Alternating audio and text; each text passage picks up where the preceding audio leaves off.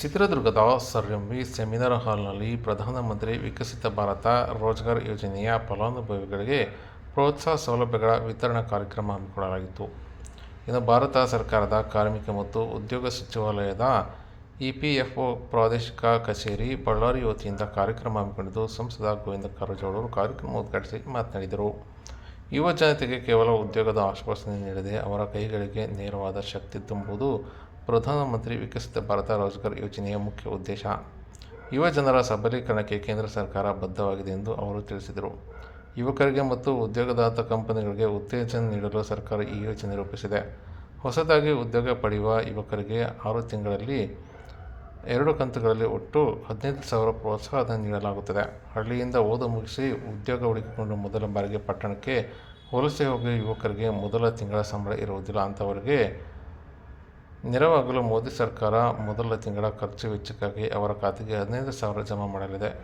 ಇದರೊಂದಿಗೆ ಹೊಸ ಉದ್ಯೋಗಗಳಿಗೆ ಕೆಲಸ ನೀಡುವ ಕಂಪನಿಗಳಿಗೆ 2 ವರ್ಷಗಳ ಅವಧಿಗೆ ಪ್ರತಿ ತಿಂಗಳು ಕನಿಷ್ಠ 3,000 ಪ್ರೋತ್ಸಾಹಧನವನ್ನು ಸರ್ಕಾರ ನೀಡಲಿದೆ ಎಂದು ಸಂಸದ ಗೋವಿಂದ ಕಾರಜೋಳ ತಿಳಿಸಿದರು.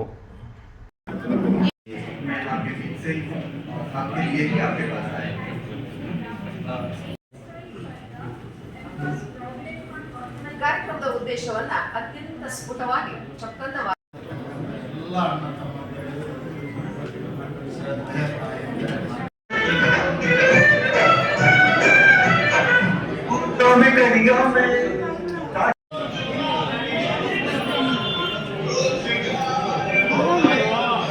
ಮತ್ತು ನಮ್ಮ ಹಳ್ಳಿಯಿಂದ ಓದು ಮುಗಿಸಿ ಮೊದಲ ಬಾರಿಗೆ ನಗರಕ್ಕೆ ಉದ್ಯೋಗ ಅರಿಸಿ ಹೋಗ್ತಕ್ಕಂಥ ಯುವಕರಿಗೆ ಮೊದಲ ತಿಂಗಳು ಅವರಿಗೆ ಸಂಬಳ ಇರುವುದಿಲ್ಲ. ಪಟ್ಟಣಗಳಲ್ಲಿ ಅವರಿಗೆ ವ್ಯವಸ್ಥೆ ಮಾಡಿಕೊಳ್ಳಿಕ್ಕಾಗೋದಿಲ್ಲ. ಅದಕ್ಕಾಗಿ ನರೇಂದ್ರ ಮೋದಿಜಿಯವ್ರ ಸರ್ಕಾರ ಮೊದಲನೇ ತಿಂಗಳು ಹಳ್ಳಿಯಿಂದ ಏನು ಪಟ್ಟಣಕ್ಕೆ ಉದ್ಯೋಗ ಅರಿಸ್ಕೊಂಡು ಹೋಗ್ತಾರ ಅವ್ರಿಗೆ 15,000 ರೂಪಾಯಿಗಳನ್ನು ಅವ್ರಿಗೆ ಖಾತೆಗೆ ಜಮಾ ಮಾಡಿ ಅವ್ರ ಖರ್ಚು ವೆಚ್ಚಕ್ಕೆ ಕೊಡ್ತಕ್ಕಂಥದ್ದು. ಅಂದರೆ ನೆಕ್ಸ್ಟ್ ಸಂಬಳ ಬರುವವರೆಗೂ ಅವ್ರಿಗೆ ತೊಂದರೆ ಆಗಬಾರ್ದು ಅಂತೇಳಿ 2027 ಅಂತ್ಯಕ್ಕೆ 3.5 ಕೋಟಿ ಅಂದರೆ 3,50,00,000 ಹೊಸ ಉದ್ಯೋಗಗಳನ್ನ ಸೃಷ್ಟಿ ಮಾಡ್ತಕ್ಕಂಥದ್ದು ಕೇಂದ್ರ ಸರ್ಕಾರದ ಒಂದು ಗುರಿಯಾಗಿದೆ. ಮತ್ತು ಈ ಯೋಜನೆ ಪ್ರಾರಂಭದಿಂದ ಇಲ್ಲಿವರೆಗೂ ಸುಮಾರು 15 ಲಕ್ಷ ಉದ್ಯೋಗವನ್ನು ಒದಗಿಸಲಾಗಿದೆ.